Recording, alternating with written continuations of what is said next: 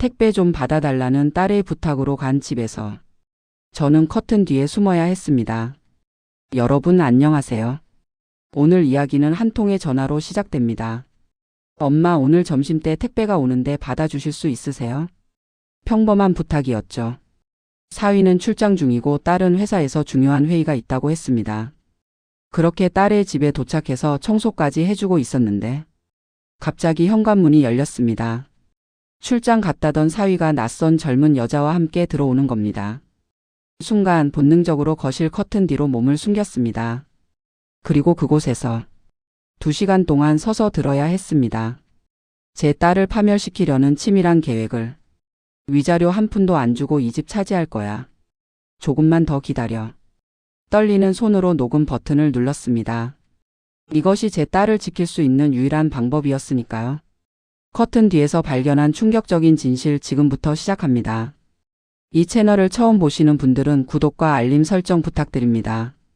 매주 새로운 이야기로 찾아뵙겠습니다. 1. 예상치 못한 전화. 여보세요, 엄마? 월요일 오전 11시 설거지를 하던 중 울린 수희의 전화였다. 평소 근무 시간엔 잘 전화하지 않는 딸이라 순간 가슴이 철렁했다. 응, 수희야. 무슨 일이야? 엄마, 죄송한데 오늘 점심때쯤 우리 집에 중요한 택배가 도착하거든요. 저는 오후에 중요한 회의가 있어서 못 나가고 재민이는 유럽 출장 중이라. 엄마가 좀 받아주실 수 있으세요? 현관 안에만 넣어두시면 돼요. 그래, 알았어. 그런데 재민이 출장 간 거 얼마나 됐어? 어제 떠났어요. 2주 예정이에요. 회사에서 프랑스랑 독일 쪽 거래처 미팅이 있대요. 전화를 끊고 나는 서둘러 외출 준비를 했다.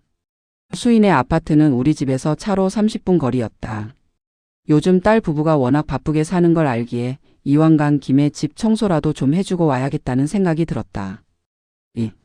딸의 집으로. 정오가 조금 넘어 수인의 아파트 앞에 도착했다. 25층짜리 신축 아파트 18층. 딸 부부가 결혼하면서 마련한 32평짜리 집이었다. 두 사람 모두 대기업에 다니며 열심히 모은 돈으로 장만한 보금자리였다. 현관문 앞에 서서 딸에게 미리 받아둔 비밀번호를 눌렀다. 삑- 소리와 함께 문이 열렸다. 어머, 아직 택배 안 왔네. 현관 앞을 확인했지만 택배는 보이지 않았다. 시계를 보니 12시 20분. 점심때쯤이라고 했으니 조금만 기다리면 오겠지. 집 안으로 들어서니 역시나 부부가 바쁘게 살고 있다는 흔적이 역력했다. 거실 소파 위에 옷가지들이 놓여있고 식탁 위에는 아침에 먹은 듯한 그릇들이 그대로였다. 이참에 청소를 좀 해줘야겠네. 나는 가방을 소파 옆에 내려놓고 부엌으로 향했다. 싱크대에 쌓인 설거지를 하고 걸레질을 시작했다. 거실 바닥을 닦고 소파 위 옷가지들을 개켜서 안방에 넣어두고 1시간쯤 청소를 하고 나니 시계가 1시 30분을 가리키고 있었다. 택배가 왜 이렇게 안 오지? 조금 불안했지만 이왕 온 김에 청소를 마저 하고 가기로 했다. 침실 정리를 끝내고 거실로 나와 커피라도 한 잔 마시려는데 3. 현관문이 열리는 소리. 삑-삑-삑-. 갑자기 현관에서 비밀번호 누르는 소리가 들렸다. 택배 기사님이 비번을 어떻게 알아? 순간적으로 이상했다. 택배는 보통 벨을 누르는데 비밀번호를 입력한다는 건. 그리고 그 소리가 묘하게 익숙하지 않았다. 마치 여러 번 눌러본 사람처럼 망설임 없는 소리였다. 찰칵-. 문이 열리는 소리. 그런데 이상했다. 한 사람이 아니었다. 두 사람의 발소리와 웃음소리가 들렸다. 하하, 드디어 왔네. 남자 목소리. 그런데 그 목소리가 윤재민? 사위의 목소리였다. 아니, 유럽 출장 중이라고 하지 않았나? 오빠 진짜 여기 좋다. 역시 신축 아파트는 달라. 젊은 여자의 목소리. 나는 본능적으로 위험을 감지했다. 뭔가 잘못됐다. 유럽에 있어야 할 사위가 모르는 여자와 함께 집에 들어오다니. 순간 패닉 상태가 됐다. 어떻게 해야 하나? 나가야 하나? 하지만 이미 그들은 현관을 지나 거실로 들어오고 있었다. 거실에서 부엌으로 가는 길목에 내가 서 있었다. 급히 주위를 둘러봤다. 거실 창가에 큰 암막 커튼이 있었다. 나는 떨리는 발걸음으로 재빨리 커튼 뒤로 몸을 숨겼다. 심장이 터질 것처럼 뛰었다. 4. 충격적인 대화. 와, 정말 좋네. 우리 집 되는 거지? 여자의 목소리가 흥분되어 있었다. 나이는 한 20대 중후반? 수희보다 훨씬 어린 목소리였다. 쿵 마이너스. 두 사람이 거실 소파에 털썩 주저앉는 소리가 들렸다. 커튼 사이로 조심스럽게 살짝 내다봤다. 사위 윤재민이 분명했다. 그리고 그 옆에 긴 생머리에 짙은 화장을 한 젊은 여자가 친밀하게 그의 팔짱을 끼고 있었다. 여자는 검은색 니트에 청바지를 입고 있었는데 분명 수희보다 최소 대여섯 살은 어려 보였다. 조금만 더 기다려. 내가 다 계획이 있으니까. 윤재민이 여자의 손을 잡으며 말했다. 오빠 도대체 언제까지 기다려야 돼? 여자의 목소리에 짜증이 묻어났다. 왜 이혼 안 해? 벌써 3년째잖아. 오빠가 나 만난 지도 3년이야. 이제 더 못 기다려. 내 나이가 몇인데? 30 되기 전에 결혼하고 싶다고. 3년? 나는 입을 손으로 막았다. 숨소리라도 새어나갈까봐. 3년이라니. 수희와 결혼한 지 5년인데 결혼 2년 만에 바람을 피웠단 말인가. 민지야, 알아? 나도 알아. 근데 지금 당장 이혼하면 위자료를 얼마나 줘야 하는지 알아? 그리고 이 집도 반으로 나눠야 하고. 그래서 언제까지 이렇게 있을 건데? 내 말 들어봐. 지금 수희 회사가 구조 조정 중이야. 조만간 명예퇴직 대상자 명단이 나올 거야. 윤재민의 목소리가 낮아졌다. 나는 귀를 바짝 세웠다. 수희 팀장이 명단에 올라갈 확률이 높아. 그럼 퇴직금 받아 나오게 되는데 그 돈만 기다리면 돼. 그게 확실해? 물론이지. 내가 수희 회사 인사팀에 친한 선배 있거든. 이미 확인했어. 커튼 뒤에서 나는 온몸이 떨렸다. 이게 무슨 소리인가? 내 딸이 회사에서 잘리게 생겼다는 걸 남편이 알고도 딸한테는 말도 안 하고 오히려 그걸 이용해서. 퇴직금 받으면 최소 1억 5천은 될 거야. 그 돈 받고 나서 이혼하면 위자료도 안 주고 이 집도 내가 다 차지할 수 있어. 어떻게? 간단하지. 수희가 직장을 잃으면 정신적으로 약해질 거야. 그때 내가 이혼을 요구하는 거지. 내가 바람 피운 증거는 절대 안 잡히게 조심했으니까 오히려 수희가 성격 차이나 개인적인 문제로 이혼에 합의하게 만들 수 있어. 진짜? 그게 가능해? 물론이지. 게다가 이 집 명의가 누구 이름인 줄 알아? 누구? 내 이름이야. 결혼할 때 수희 부모님이 전세금 일부 보태주셨는데 나머지는 내 대출이랑 내 돈으로 샀거든. 그래서 명의를 내 이름으로 했지. 와, 대박. 그럼 이 집은 완전히 오빠 거네? 그렇지. 물론 결혼 재산이라 재산 분할 대상이긴 한데 수희가 직장 잃고 정신적으로 힘들 때 내가 잘 설득하면 이 집까지 내가 다 가질 수 있어. 좀만 더 참아. 한 2달이면 될 거야. 2달? 응. 구조조정 발표가 다음 달 초래. 나는 커튼 뒤에서 온몸을 부들부들 떨었다. 그럼 그때부터 시나리오대로 진행하는 거지. 주먹을 불끈 쥐었다. 당장 뛰쳐나가 저 파렴치한 놈의 뺨을 때리고 싶었다. 하지만 안 됐다. 지금 내가 모습을 드러내면 모든 게 틀어진다. 저들이 경계하게 되고 증거를 없앨 것이다. 나는 이를 악물고 참았다. 그나저나 오빠 출장은 진짜 간 거야? 아니, 안 갔어. 회사에 2주간 휴가 신청했지. 출장 간다고 거짓말한 거야. 헐, 대박. 그럼 2주 동안 우리 진짜 신혼 보낼 수 있는 거네? 그럼 여기서 지낼 거야. 수희는 아침 일찍 나가서 저녁 늦게 들어오니까 낮에는 우리끼리 있어도 돼. 밤에만 내가 모텔 가면 되고. 와, 진짜 완벽하다. 오빠 천재 아니야? 여자의 낄낄대는 웃음소리. 나는 구역질이 났다. 민지야, 커피 마실래? 내가 타줄게. 오빠가 타주는 커피? 좋지. 털썩 마이너스. 소파에서 일어나는 소리가 들렸다. 발소리가 주방 쪽으로 향했다. 완전히 식은땀이 났다. 주방. 주방으로 가면 거실이 더 잘 보인다. 혹시라도 커튼이 움직이거나 내 모습이 보이면. 하지만 다행히 두 사람은 대화에 몰두했다. 주방에서 컵 부딪히는 소리, 물 끓는 소리, 그리고 계속되는 대화 소리. 나는 떨리는 손으로 주머니에서 핸드폰을 꺼냈다. 녹음 앱을 실행했다. 빨간 녹음 버튼을 눌렀다. 이미 상당 부분을 놓쳤지만 지금부터라도 증거를 남겨야 했다. 손이 너무 떨려서 핸드폰을 떨어뜨릴 뻔했다. 간신히 붙잡고 조심스럽게 커튼 사이에 숨겼다. 6. 더 끔찍한 계획. 오빠 근데 수희 완전 바보 아니야? 자기 남편이 바람 피는 줄도 모르고. 컵을 들고 소파로 돌아온 민지가 말했다. 그러게. 워낙 일만 하니까. 맨날 야근하고 주말에도 일하고. 나한테 관심도 없어. 그럼 딱 좋은 거네. 오빠가 나랑 놀아도 눈치도 못 채고. 뭐 어떻게 보면 고맙지.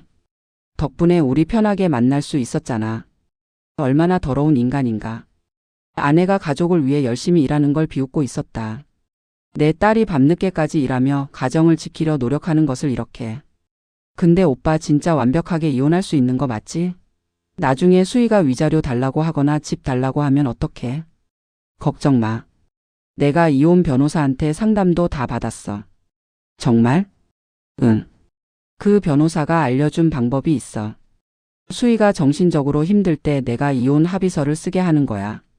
위자료 청구권 포기, 재산 분할 청구권 포기 다 넣어서. 그게 가능해? 합의 이혼이면 가능하지. 수희가 자진해서 서명하면 되거든. 물론 나중에 번복할 수도 있긴 한데 그건 입증하기 어려워. 그냥 성격 차이로 이혼한다고 하면 돼. 와, 오빠 진짜 머리 좋다. 그리고 수희 부모님도 문제야. 특히 장모님이 까다로워서.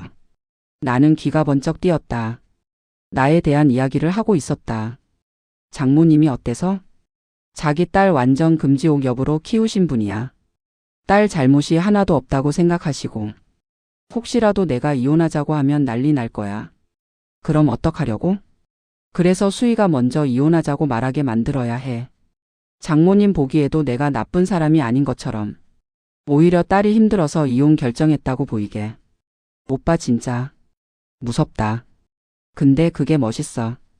웃음소리. 내 온몸에 소름이 돋았다. 이 악마 같은 놈이 얼마나 치밀하게 계획을 짰는지.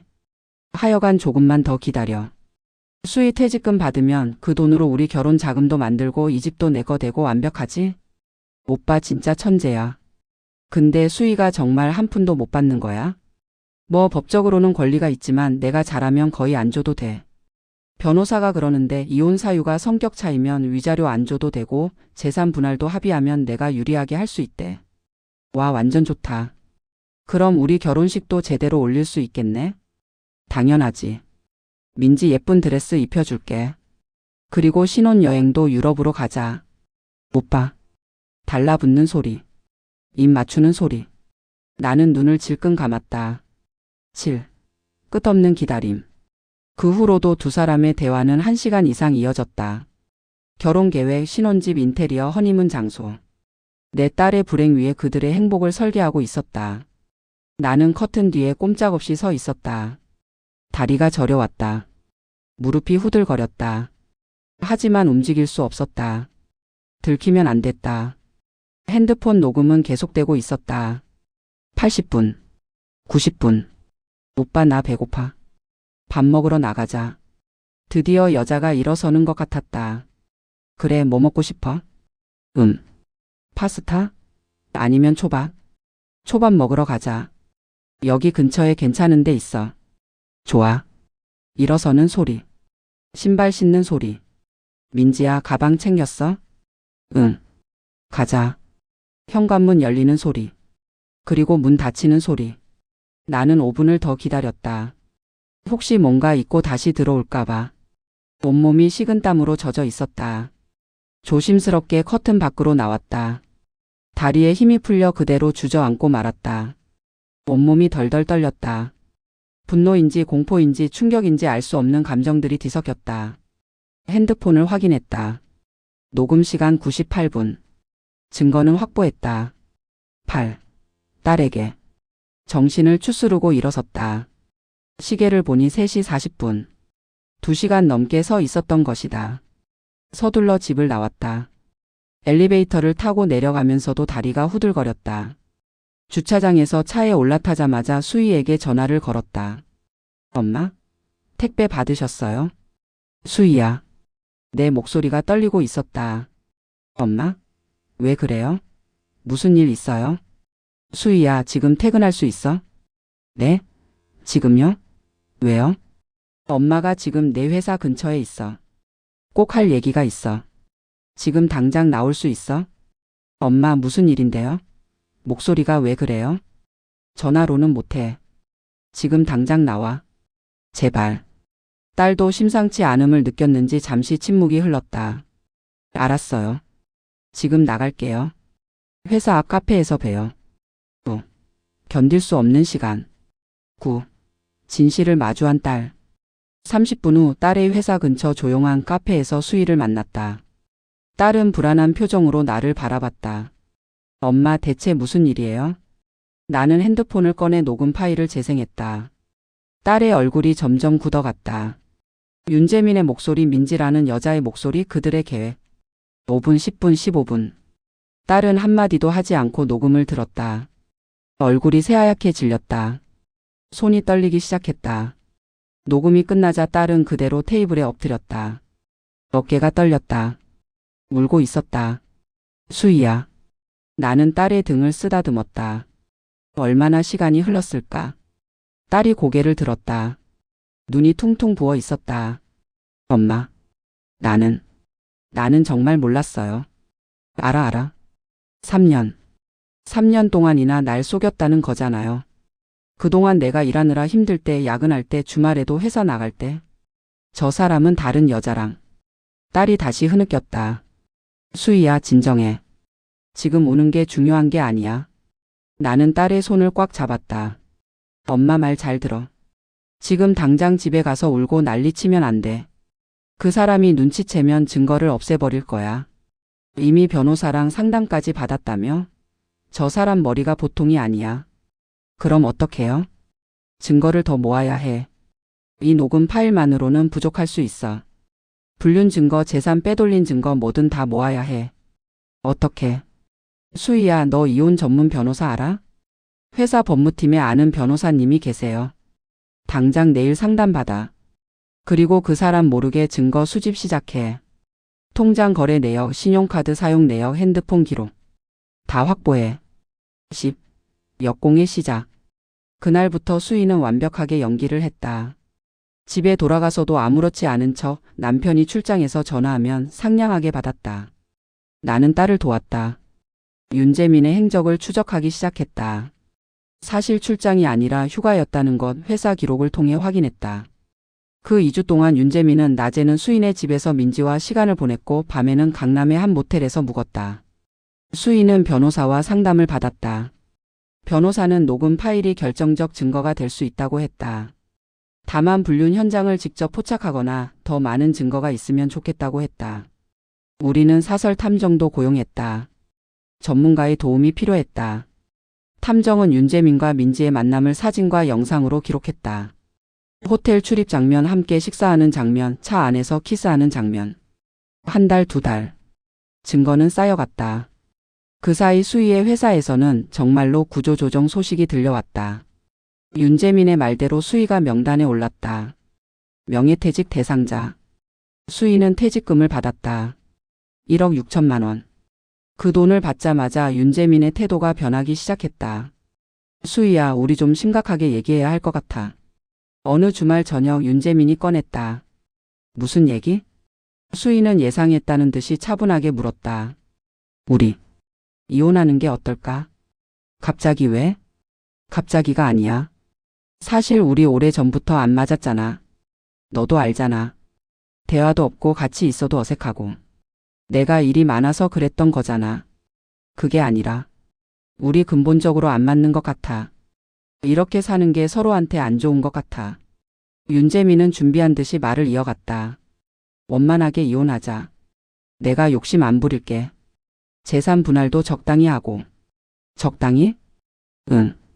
이 집은 내 명이니까 내가 가져가고 너는 퇴직금으로 전세라도 구해서 사는 거지. 위자료는 서로 안 받는 걸로 하고. 10일. 역전. 수희는 잠시 침묵했다가 입을 열었다. 재민아. 응? 나 알아. 뭐를? 민지. 윤재민의 얼굴이 굳었다. 누구? 민지. 너랑 3년째 만나고 있는 28살 여자. 긴 생머리에 키 165cm 정도 되는. 내가 강남 모텔에서 2주일 동안 같이 지냈던 그 여자. 무슨 소리? 그만해. 다 알아. 너 유럽 출장 안 갔지? 휴가 냈잖아. 그 2주일 동안 우리 집에서 민지랑 지냈고. 윤재민의 얼굴이 파랗게 질렸다. 어떻게 알았냐고? 엄마가 그날 집에 계셨어. 택배 받으러 오셨다가 커튼 뒤에 숨어서 너희 대화 다 들으셨지? 뭐? 녹음도 다 했어. 내가 민지한테 한 말 다. 내 퇴직금 노리고 있었던 것, 이 집 차지하려던 계획, 위자료 한 푼 안 주려던 작전, 변호사랑 상담 받았던 것. 다. 윤재민은 말문이 막혔다. 그리고 그동안 나도 증거 모았어. 사설 탐정 고용해서 너랑 민지 만나는 거 다 찍었어. 호텔 출입, 식사, 차 안에서 키스하는 것까지 전부. 수희는 가방에서 두꺼운 서류 뭉치를 꺼냈다. 이게 뭔 줄 알아? 이혼 소송 준비 서류야. 변호사랑 상담받고 준비했어. 내 불륜 증거, 재산 은닉 시도, 사기, 혼인 파기. 전부 들어있어. 수희야, 오해야. 오해? 녹음 파일 들려줄까? 위자료 한 푼도 안 주고 이 집 차지할 거야. 조금만 더 기다려. 안방 차지하게 해줄게. 내가 한 말이지? 윤재민은 아무 말도 못했다. 윤재민, 너 감옥 갈 수도 있어. 사기죄로. 결혼 생활 내내 나를 속이고 재산을 빼돌리려 했으니까. 변호사가 그러는데 형사 고소도 가능하대. 수희야, 미안해. 미안하다고? 3년 동안 바람 피우면서 미안하다고? 내가 밤늦게까지 일할 때 너는 다른 여자랑 놀면서?